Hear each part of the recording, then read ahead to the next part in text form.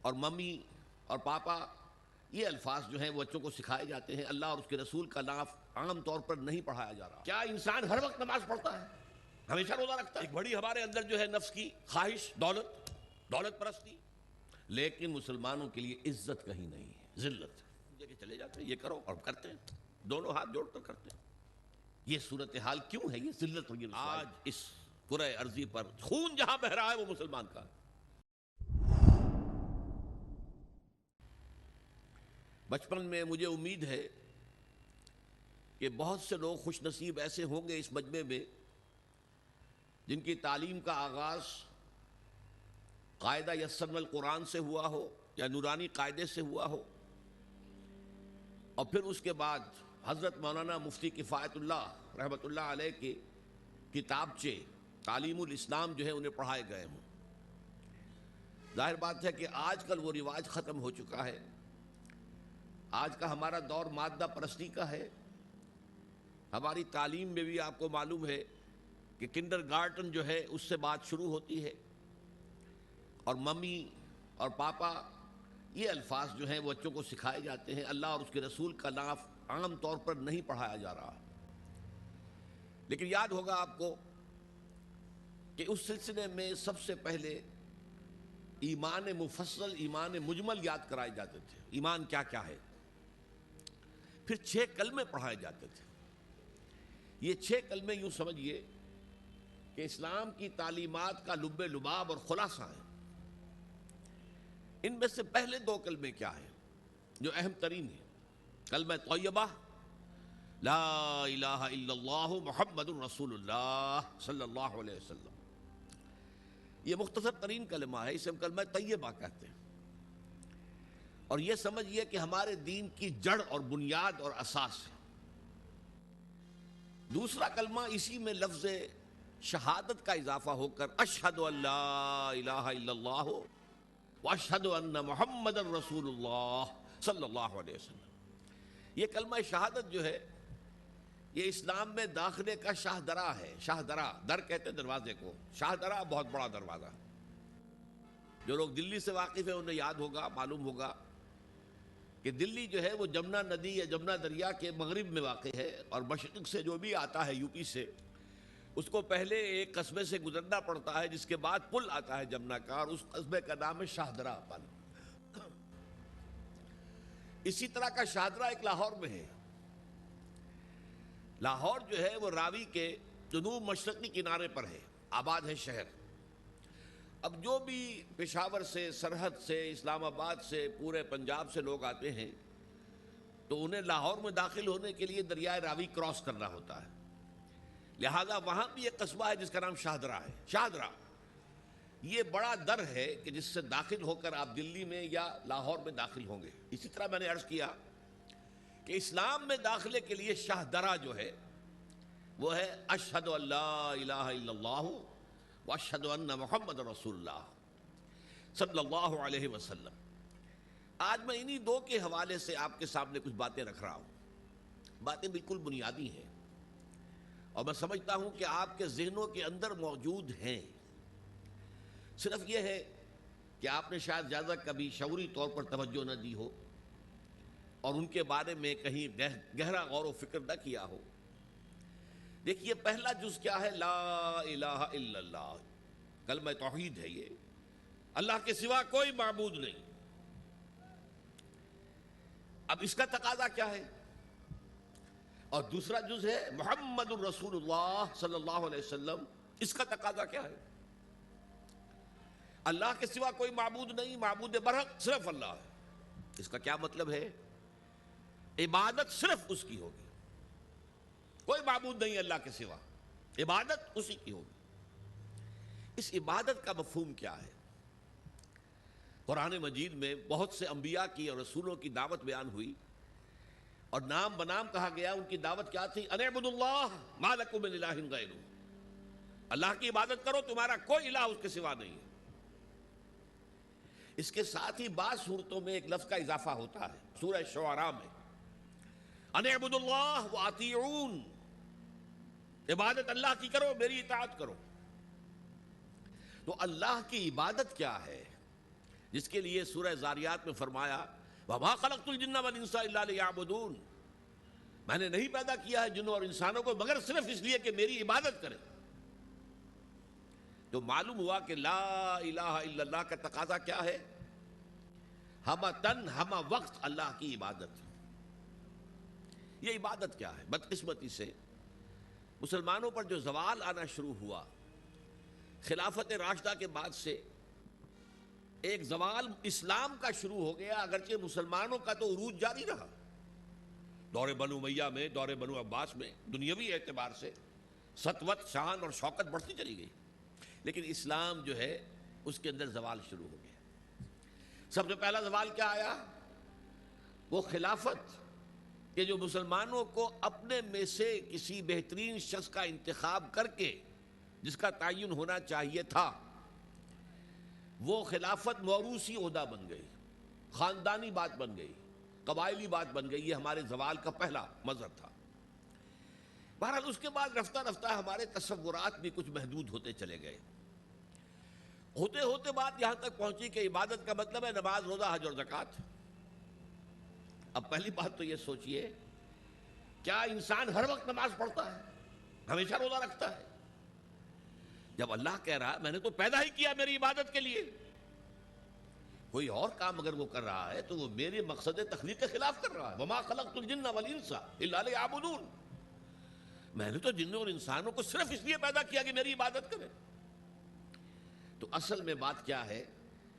یہ نماز، روزہ، حج اور زکوٰۃ یہ بھی عبادات تو ہیں، اصل عبادت کچھ اور ہے۔ اصل عبادت کیا ہے؟ عبد کہتے ہیں غلام کو۔ غلام پچھلے زمانے کا تصور کیجئے، یہ ایسا نہیں تھا جیسے آپ کسی کو ملازم رکھ لیں۔ آج امپلائر امپلائی ریلیشن شپ یہ اور ہے۔ آپ نے کسی کو ملازم رکھا ہے، فرض کیجئے دہاڑی پر رکھا ہے، وہ 8 گھنٹے کام کرے گا پھر چھٹی کرے گا، اس کے بعد وہ آپ کا کوئی تابع نہیں ہے، آپ کا غلام نہیں ہے، بلکہ آپ کا بھی ایک ہی ووٹ ہوگا، جب الیکشن ہوگا اس کا بھی ایک ہی ووٹ ہوگا۔ تو اصل میں غلام جو ہوتا تھا وہ ہمہ وقت، ہمہ تن، ہمہ جہد، ہمہ وجوہ بندگی کرتا تھا، اطاعت کرتا تھا۔ ملازم کہہ سکتا تھا کہ میرے تو اوقات ختم ہو گئے۔ آپ نے کسی کو رکھا خانسامہ کی حیثیت سے، اور فرض کیجئے ابھی فلش سسٹم نہیں آیا تھا تو بیت الخلاء جو ہے آپ جس طرح کے ہوتے تھے سب کو یاد ہے۔ کسی دن بھنگن نہیں آئی، آپ کہیں اس سے خانسامہ سے کدھر جاؤ بیت الخلاء صاف کراؤ، وہ صاف کہے گا صاحب میں تو خانسامہ ہوں، میں آپ کو کھانا پکا کر دینے کا پابند ہوں، میں یہ آپ کا بیت الخلاء صاف کرنے کا تو پابند نہیں ہوں۔ کہے گا کہ نہیں کہے گا؟ لیکن غلام نہیں کہہ سکتا۔ غلام تو ملکیت ہے، وہ 24 گھنٹے کا مطیع ہے، جو کام کہا جائے کرنے پر مجبور ہے، انکار نہیں کر سکتا۔ اور آپ کو معلوم ہو ایک اور بات ہونی چاہیے کہ غلام تو خود مملوک ہوتا ہے، اس کی ملکیت کوئی نہیں ہوتی۔ آقا نے کوئی اگر کوٹھڑی دے دی ہے کہ تم رات کو اس میں سو جایا کرو تو کیا وہ اس کوٹھڑی کا مالک ہو گئے؟ آقا نے کوئی چارپائی دے دی ہے اس پر سویا کرو تو کیا چارپائی کا مالک ہو گئے؟ نہیں، قطعاً نہیں، خود مملوک ہے۔ اور پچھلے زمانے میں غلاموں کا معاملہ کیا تھا؟ آقا جب چاہے ذبح کر دے، قتل کر دے، کوئی مقدمہ نہیں بنے گا، نہ 302 کا نہ 304 کا۔ کیوں؟ جیسے آپ کی بکری آپ کی ملکیت تھی، آپ نے ذبح کیا، گوشت کھا لیا، کوئی پوچھ سکتا ہے آپ سے؟ میری بکری تھی بھائی، میں نے ذبح کیا، Who are you to ask me؟ اسی طرح غلام میری ملکیت ہے، میں نے قتل کر دیا، میں نے اپنا نقصان کیا ہے نا۔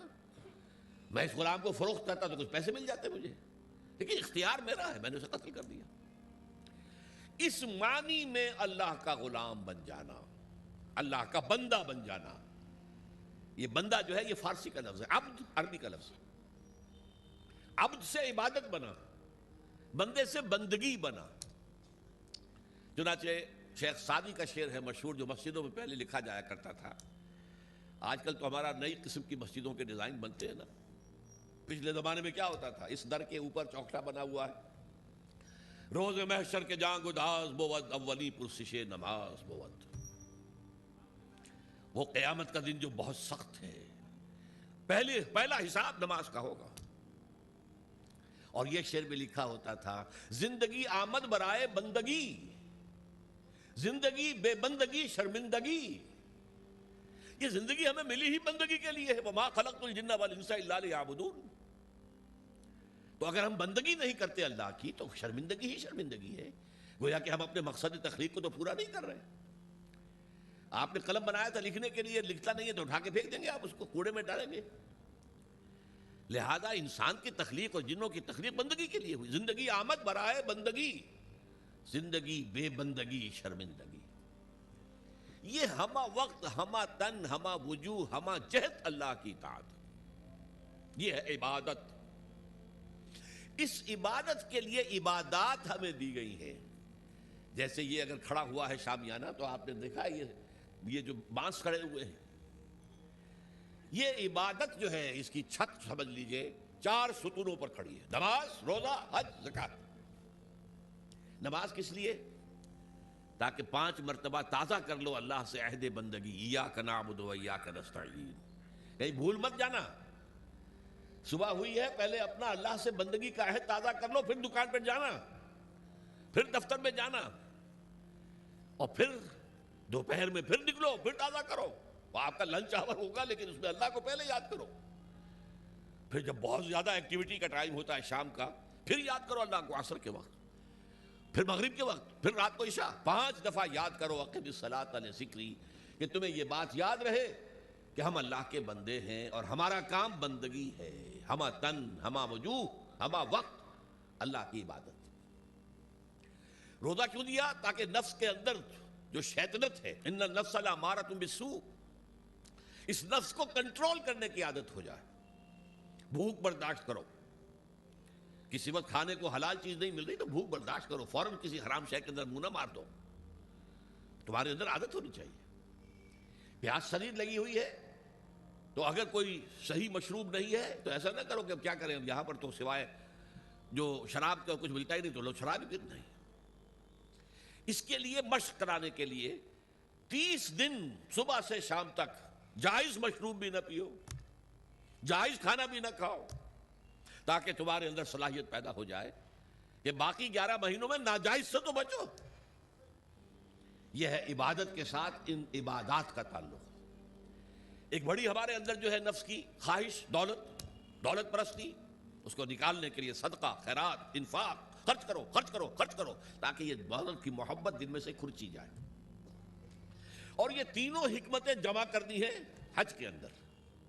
حج میں احرام کے اندر پابندیاں ہوتی ہیں، وہ روزے کے مشابہ ہیں۔ بڑی رقم خرچ ہوتی ہے، یہ زکوٰۃ و صدقات کے مشابہ ہو گئی۔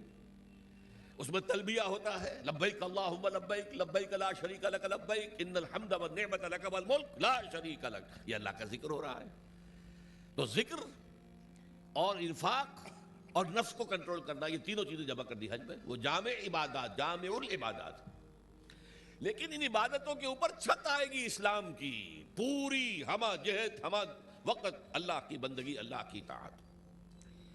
یہ جو عبادت ہے، ایک بات اور نوٹ کر لیجئے، یہ عبادت جو ہے زبردستی بھی دنیا میں کرائی جاتی رہی۔ مثلا بنی اسرائیل پر فرعون مسلط تھا، اپنے احکام منواتا تھا کہ نہیں؟ ہم پر انگریز حاکم تھا، اپنا قانون نافذ کرتا تھا کہ نہیں؟ تم اپنے قانون رکھو گھروں میں، تمہارے کتاب میں لکھا چور کے ہاتھ کاٹو، ہم نہیں کاٹیں گے۔ تمہاری سنت ہے رسول کی، شادی شدہ ہو زانی یا زانیہ اس کو رجم کرو، غیر شادی شدہ 100 کوڑے لگاؤ اور علی الاعلان برسر عام لگاؤ، جاؤ رکھو اپنے گھر میں، آیتیں پڑھ لیا کرو، ثواب لے لیا کرو۔ یہاں تو ہمارا قانون چلے گا، اور ہم اطاعت کرتے تھے کہ نہیں؟ یہ اطاعت جو ہے یہ فورس تھی، زبردستی کی تھی، جبر کے ساتھ تھی، اس کو عبادت نہیں کہیں گے۔ عبادت وہ اطاعت ہے اللہ کی اور اس کے رسول کی جو اپنی دلی آمادگی سے کی جائے، اللہ اور اس کے رسول کی محبت میں سرشار ہو کر کی جائے۔ یہ ڈائمنشن جو ہے عبادت کی کہ محبت اس کا جزو لازم ہے۔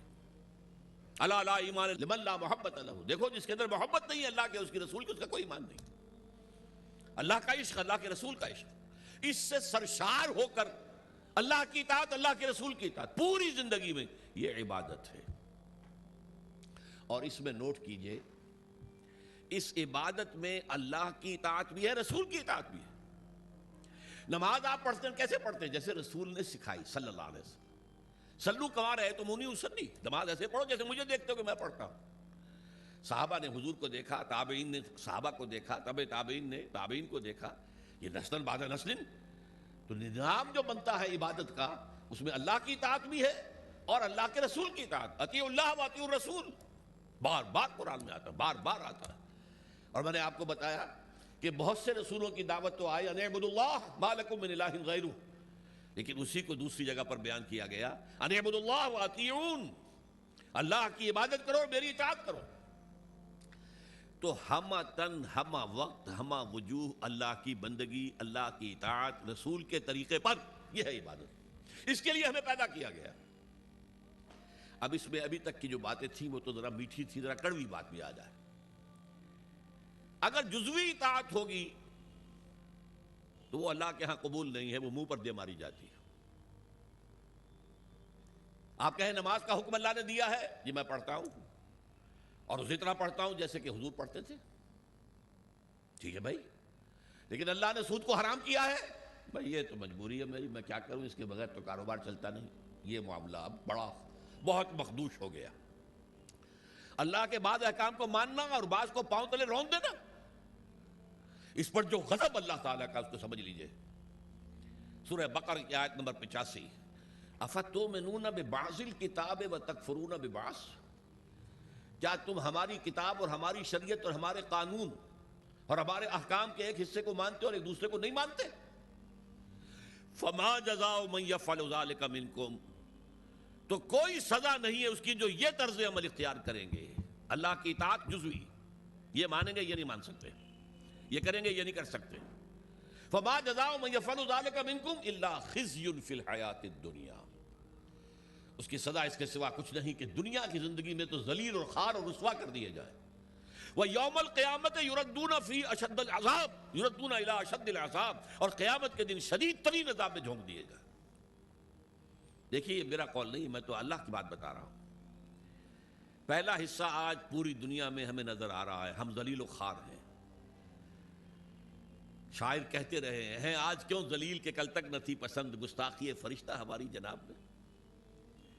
دنیا میں ہر مسلمان جو ہے، ہر انسان چوتھا یا پانچواں انسان مسلمان ہے، 1/4 آف ورلڈ پاپولیشن اور 1/5 ایٹ لیسٹ، لیکن مسلمانوں کے لیے عزت کہیں نہیں ہے، ذلت۔ دنیا کے معاملات میں ہم سے کوئی رائے نہیں لیتا۔ کسٹمی پرست کے بھیا کشتی تم کون ہو؟ بھائی ہم G7 بیٹھیں گے، فیصلہ کریں گے، G8 ہوں گے، G9 ہوں گے، G13 ہوں گے، G15 ہوں گے، یا یہ کہ سیکیورٹی کونسل ہوگی UN کی، وہ فیصلہ کریں گے تم کون ہو؟ کوئی مسلمان ملک نہ 3 میں نہ 13 میں، نہ G7 میں نہ G15 میں، کوئی بھی نہیں۔ ہماری پالیسیاں کوئی اور بناتے ہیں، ہمارے پاس تو کوئی کنڈولیسا رائس آ جاتی ہے، یا اس سے پہلے کوئی اور آ جاتا تھا اور آ کر حکم دے کے چلے جاتے ہیں یہ کرو، اور کرتے ہیں، دونوں ہاتھ جوڑ کر کرتے ہیں۔ یہ صورتحال کیوں ہے؟ یہ ذلت اور یہ رسوائی۔ اور ایک بات پر توجہ کیجئے، آج دنیا میں اس پورے گلوب میں جہاں بھی خون بہتا ہے مسلمان کا بہتا ہے۔ 50 برس سے کشمیر میں اور فلسطین میں کس کا خون بہ رہا ہے؟ بوسنیا میں کس کا بہا؟ کوسوو میں کس کا بہا؟ مقدونیہ میں کس کا بہا؟ چچنیا میں کس کا خون بہ رہا ہے؟ فلپائنز میں کس کا خون بہ رہا ہے؟ تھائی لینڈ میں اب شروع ہو گیا ہے۔ ایک صوبے میں مسلمان اکثریت میں ہیں، وہ چاہتے ہیں کہ ہمیں علیحدہ ملک دیا جائے، ان کے اوپر گولیاں برس رہی ہیں، مارا جا رہا ہے ان کو۔ اس سے پہلے صومالیہ میں کس کا خون بہا تھا؟ نوٹ کر لیجئے، آج اس کرۂ ارضی پر خون جہاں بہ رہا ہے وہ مسلمان کا۔ افغانستان میں لاکھوں مار دیے، اور آپ کو معلوم ہے کہ عراق کے اندر کتنے لاکھ مار دیے گئے کچھ اندازہ ہی نہیں، اور ابھی تک معاملہ چل رہا ہے۔ یہ ذلت اور رسوائی کیوں ہے؟ کہ ہم اپنی پوری زندگی میں اللہ کی بندگی نہیں کر رہے، لہذا اللہ نے کہا ذلت رسوائی، ضربت علیہم الذلۃ والمسکنہ۔ اب ذلت اس دنیا میں، تذلل اور ذلت، یہ تمہارا مقدر ہے، یہ سزا ہے اللہ کی۔ بش کا باپ کچھ نہیں کر سکتا، شیرون کا باپ کچھ نہیں کر سکتا جب تک کہ اذن رب نہ ہو، پتہ نہیں ہل سکتا جب تک کہ اذن رب نہ ہو۔ کیوں ہو رہا ہے یہ اللہ کی سزا ہے۔ فما جزاء من يفعل ذلك منكم الا خزي في الحیاۃ الدنیا ویوم القیامۃ یردون الی اشد العذاب. جو لوگ بھی یہ روش اختیار کریں کہ دین کا ایک حصہ قبول سر آنکھوں پر اور ایک حصہ پاؤں تلے، ان کی سزا اس کے سوا کچھ نہیں کہ دنیا کی زندگی میں ذلیل و خوار کر دیے جائے اور آخرت کی زندگی میں قیامت کے دن شدید ترین عذاب میں جھونک دیے جائے. یہ طرز عمل اللہ کو کافروں کے مقابلے میں، اگر مسلمان یہ طرز عمل کریں گے تو کافروں سے بدتر ہیں اللہ کی نگاہ میں. وہ تو صرف صاحب کہتے ہیں ہم نہیں مانتے محمد کو صلی اللہ علیہ وسلم، ہم نہیں مانتے قرآن کو، نہیں مانتے. آپ کہتے ہیں ہم مانتے ہیں اور پھر اللہ کے احکام پر عمل نہیں کرتے. یہ چیز وہ ہے جو اللہ تعالیٰ کو کفر کے مقابلے میں زیادہ ناپسندیدہ ہے. یہی وجہ ہے قرآن میں کہا گیا منافقت جسے ہم کہتے ہیں، ان المنافقین فی الدرک الاسفل من النار. منافقین جو ہیں جہنم کے سب سے نچلے طبقے میں ہوں گے، کافروں سے بدتر ہوں گے، کافروں کے نیچے ہوں گے. کیوں کہتے وہ ہیں کہ ہم ایمان رکھتے ہیں اللہ پر، ہم ایمان رکھتے ہیں اللہ کے رسول پر، ہمیں عشق ہے اللہ کے رسول سے. دیکھو ہم نعتیں پڑھتے ہیں، دیکھو ہم حج کے لیے جاتے ہیں، دیکھو ہم عمرے کرتے ہیں، دیکھو رمضان میں کتنی چہل پہل ہمارے یہاں ہو جاتی ہے افطاری کے وقت، دیکھو مسجدیں بھری ہوتی ہیں تراویح میں. لیکن بھائی وہ اسلام کا قانون کہیں نافذ ہے؟ کہیں اسلامی احکام کی تنفیذ ہے؟ تمہاری یہ ادھوری اور جزوی عبادت اللہ کو قبول نہیں ہے. اللہ جو ہے بہت غیور ہے، جسے آپ کہتے ہیں نا پیکج ڈیل. پیکج ڈیل کیا ہوتا ہے؟ ٹیک اٹ اور لیو اٹ. ہمیں تمہاری کوئی ضرورت نہیں ہے، اللہ تو غنی ہے عن العالمین. ہمارا دین لینا ہے پورا لو ورنہ دفع ہو جاؤ. یا ایھا الذین آمنوا ادخلوا فی السلم کافہ، اہل ایمان اسلام میں داخل ہو پورے کے پورے سموچے. جزوی اسلام اسلام نہیں ہے، جزوی عبادت عبادت نہیں ہے، جزوی بندگی بندگی نہیں ہے، بلکہ ڈٹائی ہے. ڈٹائی اللہ کے ساتھ مذاق ہے. قرآن مجید میں آیا ہے نا کہ یہ لوگ جو ہیں یخادعون اللہ والذین آمنوا وما یخدعون الا انفسهم، یہ دھوکہ دینا چاہتے ہیں اللہ کو اور اہل ایمان کو، حالانکہ دھوکے اپنے آپ کو ڈالا ہوا. تو پہلی بات بڑی سخت ہو گئی. اسی لیے اقبال کہتا ہے چمی گویم مسلمانم بلرزم کہ دانم مشکلات لا الہ. میں جب کہتا ہوں میں مسلمان ہوں تو مجھ پر لرزہ طاری ہوتا ہے، اس لیے کہ مجھے معلوم ہے لا الہ الا اللہ کہہ دینا آسان ہے، اس پر پورا اترنا بہت مشکل. اللہ کی ہمہ تن، ہمہ وقت، ہمہ وجوہ، ہمہ جہت اطاعت، رسول کی اطاعت کے ذریعے سے، یہ عبادت ہے جس کے لیے کہ ہمیں پیدا کیا گیا.